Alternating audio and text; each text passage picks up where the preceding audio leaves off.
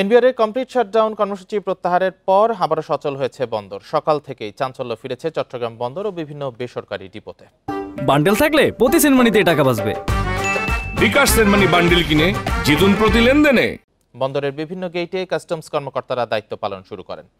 বিভিন্ন বেসরকারি ডিপোতেও কাজে যোগ দিয়েছেন কাস্টম সংশ্লিষ্টরা। পাশাপাশি রাত থেকেই বন্দরে পণ্য খালাস শুরু হয়।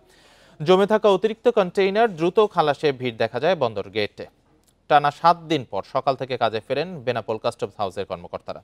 দাপ্তরিক কাজে যোগ দিয়েছেন কর্মকর্তা কর্মচারীরাও। লালমনিরহাটের বুড়িমারি স্থল শুল্ক স্টেশনে আমদানি রপ্তানি সহ সব কার্যক্রম স্বাভাবিক হয়েছে। স্বস্তি ফিরেছে ব্যবসায়ী ও শ্রমিকদের মধ্যে।